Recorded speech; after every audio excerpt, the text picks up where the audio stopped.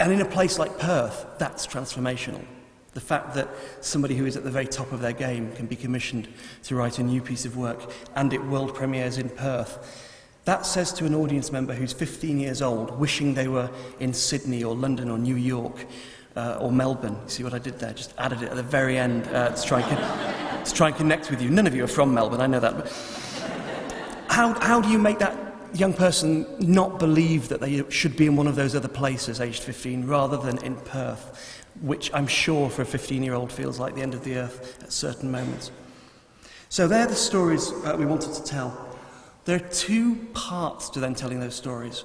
One of them is the content, the artistic content of the festival and the presentation of that art. And of course, that's fantastically important. And again, that's what I think festivals focus on. And the other part is storytelling, communication, brochures, collateral, customers, relationship management systems. It's about how you get those stories to people.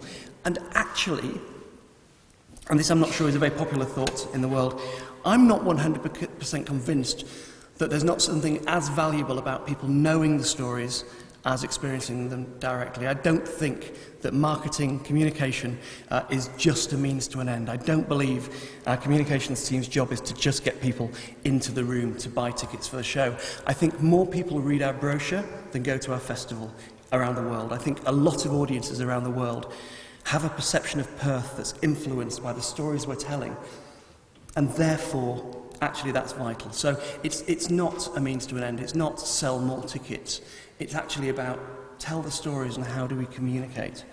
And I think that changes the relationship a bit in what I hope is a good way. So that's basically the vision that I approached the festival with. I'm there for another 3 years, unless I screw it up or the press hates me, because that's always a possibility. And the job over the next 3 years is to continue to find, in effect, the symphonic shape of the festival. A lot of the language I've found a bit difficult, being a foreigner, and Brad's job, a lot of it has been about training me up in some of the ways that Australians use language and the language I should be using.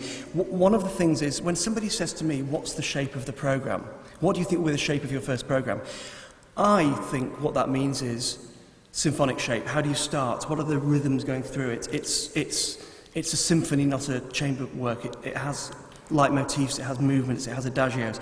Actually, what the question meant, what's the shape of the programme, means what's the size of the brochure? How many pages? Because we're in Perth and we need to order the paper 6 months in advance. Who the hell knew that?